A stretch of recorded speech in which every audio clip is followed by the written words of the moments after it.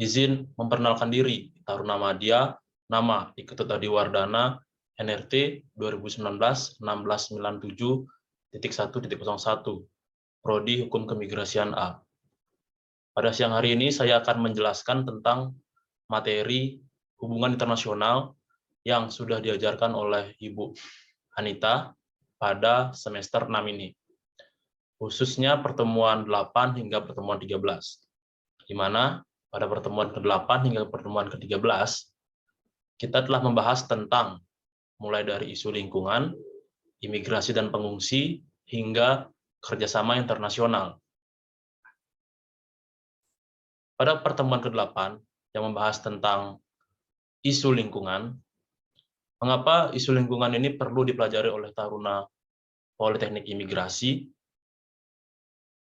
Isu lingkungan ini tentunya sangat penting untuk dipelajari oleh taruna imigrasi, karena isu lingkungan di dunia ini tentunya berbeda-beda tiap negaranya, di mana kita sebagai insan imigrasi ke depannya perlu mempelajari tentang isu lingkungan ini dan mengenal tentang lingkungan dari berbagai negara.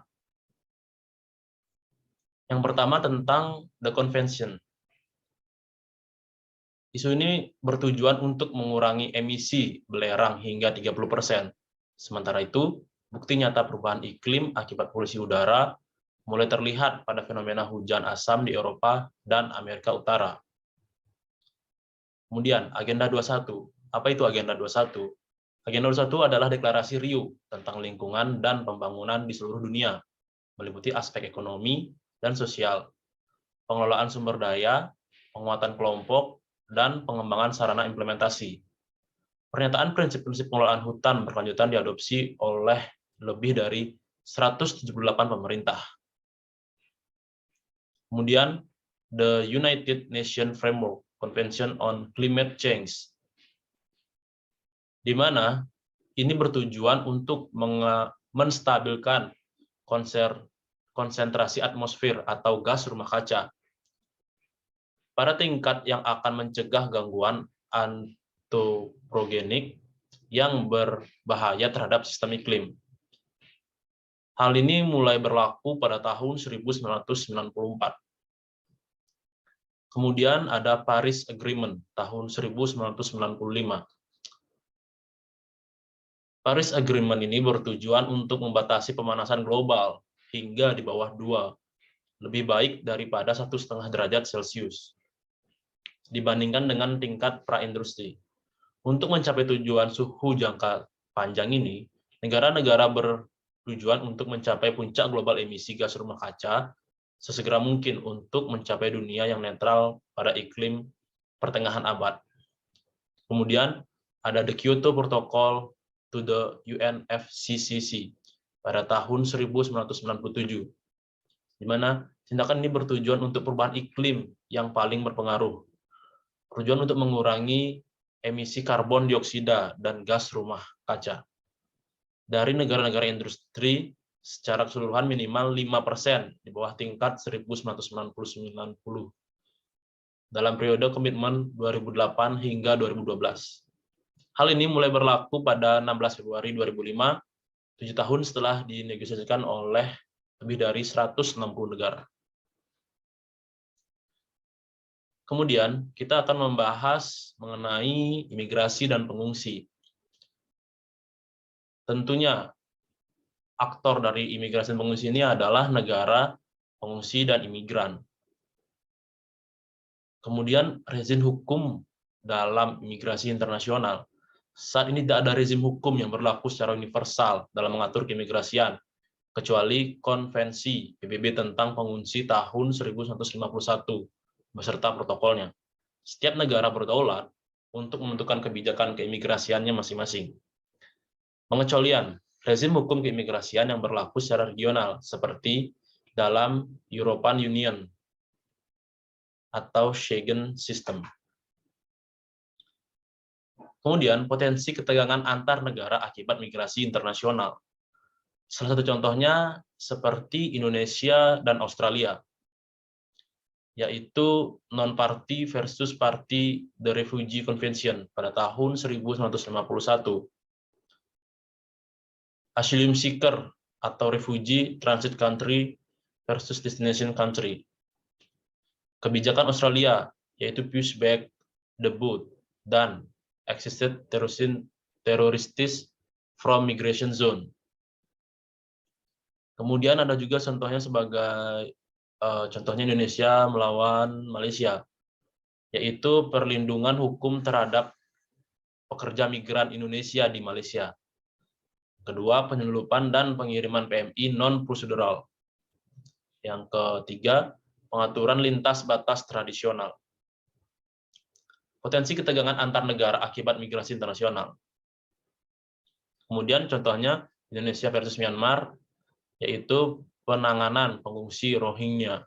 Kemudian Indonesia melawan Vietnam, yaitu penanganan deteni anak buah kapal kapal ikan asing, IUU fishing. Di mana potensi-potensi ketegangan antar negara ini akibat imigrasi internasional ini tentunya perlu dihindari oleh Bapak Negara untuk mengurangi ketegangan tiap-tiap negaranya. Kemudian potensi kerjasama antar negara dalam bidang migrasi internasional. Tentunya selain ketegangan, tentunya akan ada kerjasama antar negara di bidang migrasi internasional. Sebagai contoh, Masyarakat Ekonomi ASEAN pada tanggal 31 Desember 2015. Kemudian ada Lombok Treaty, yaitu Indonesia dengan Australia. Kemudian ada G20 Denial of Entry Initiative, dan lain-lainnya. Kemudian pada pertemuan ke-13, yaitu membahas tentang kerjasama internasional.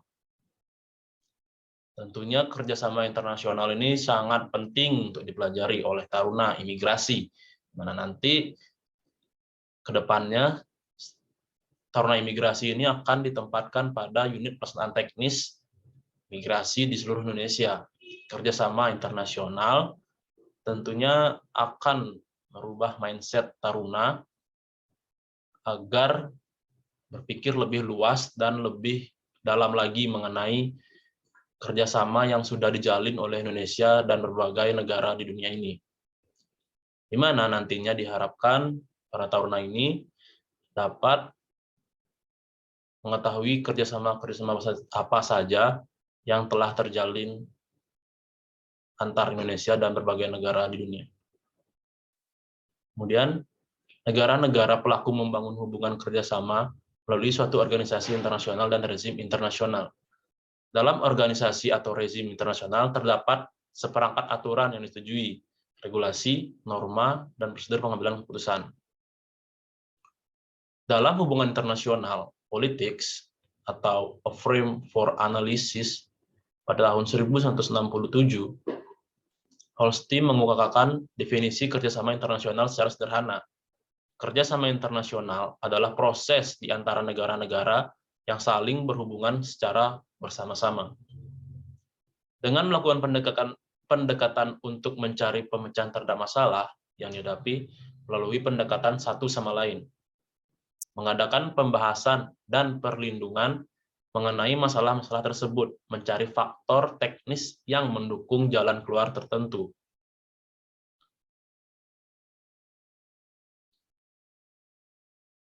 Kemudian teori lain juga mengatakan bahwa hubungan internasional merupakan interaksi antar aktor suatu negara dengan negara lain.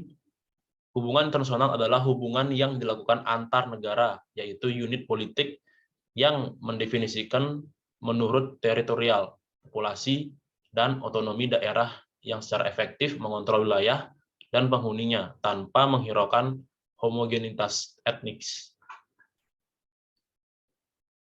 Kemudian, KJ Holstein menjelaskan terdapat beberapa alasan mengapa negara-negara di dunia melakukan kerjasama. Yaitu yang pertama adalah untuk meningkatkan kesejahteraan ekonomi antar negara dengan cara mengurangi biaya dan harus bertanggung jawab terhadap negara tersebut dalam menghasilkan produk kebutuhan bagi rakyatnya karena keterbatasan negara tersebut. Yang kedua, untuk meningkatkan efisiensi terkait dengan pengurangan biaya dan adanya masalah-masalah yang mengancam keamanan bersama. Yang ketiga, mengurangi kerugian negatif akibat tindakan-tindakan individual negara yang berdampak pada negara lain. Kemudian Kusnandi Kartasasmita mendorong kerjasama internasional itu sebagai berikut. Yang pertama, kemajuan di bidang teknologi menyebabkan semakin mudahnya hubungan yang dapat dilakukan antar negara, sehingga meningkatnya ketergantungan satu dengan yang lainnya. Yang kedua, kemajuan dan berkembang ekonomi mempengaruhi kesejahteraan bangsa dan negara, sehingga kesejahteraan suatu negara dapat berpengaruh pada kesejahteraan negara lainnya di dunia. Yang ketiga, perubahan sifat dan peperangan di mana terdapat isu suatu keinginan bersama untuk saling melindungi dan membela diri dalam bentuk kerjasama internasional. Yang keempat, adanya kesadaran dan keinginan untuk bernegosiasi sehingga memudahkan dalam memecahkan masalah yang dihadapi. Kemudian ada berbagai bentuk kerjasama internasional di dunia ini. Ada 3 jenis, ya, di mana di antara tersebut adalah yang pertama kerjasama bilateral, yaitu kerjasama antar dua negara. Yang kedua kerjasama multilateral, yaitu antar banyak negara. Dan yang terakhir ada kerjasama regional, yaitu antar kawasan tertentu dalam suatu negara. Yang pertama kita akan membahas tentang kerjasama multilateral, yaitu kerjasama antar berbagai negara. Sebagai contohnya adalah organisasi kerjasama Islam, yang kedua adalah G15, yang ketiga World Trade Organization atau WTO, yang keempat PBB, yang kelima G20, yang keenam World Tourism Organization, yang ketujuh Colombo Plan, yang kedelapan Developing Aid atau DAIC, yang kesembilan OPEC atau Organization of the Petroleum Exporting Countries, yang ke-10 adalah ASEAN. Yang kedua, kita akan membahas tentang kerjasama bilateral. Sebagai contoh, Indonesia-Australian Comprehensive Economic Partnership Agreement. Nah, yang kedua, General Border Committee Indonesia dan Malaysia. Yang ketiga, kerjasama 3 jembatan, yaitu Indonesia dengan Singapura. Yang keempat, kerjasama Indonesia dengan Cina, atau Belt Road Initiative, BRI. Kemudian kita akan membahas tentang kerjasama regional, di mana kerjasama regional ini adalah kerjasama antar kawasan tertentu di suatu negara. Yang pertama ada ASEAN Regional Forum, yang kedua ada Asia Europe Meeting, atau ASEM, yang ketiga ASEAN Pacific Economic Corporation atau APEC, yang keempat ada Indian Ocean Rim Association atau IORA, yang kelima ada kemitraan strategis baru antar Asia Afrika atau biasa disebut dengan The New ASEAN African Strategic Partnership. Yang keenam ada NAFTA atau North American Free Trade Agreement. Dan yang terakhir ada AFTA atau ASEAN Free Trade Area. Kemudian, bagaimana potensi kerjasama di era pandemi? Ada permainan berburu, terdapat 2 pemburu dengan ketentuan harus membawa pulang daging ke rumah. Jika kedua pemburu bekerja sama, maka ada kemungkinan mereka akan memperoleh rusa yang memiliki lebih banyak daging daripada kelinci. Namun, dikarenakan kedua belah pihak tidak yakin dengan niat dari pihak lain, maka pemburu cenderung untuk berburu kelinci.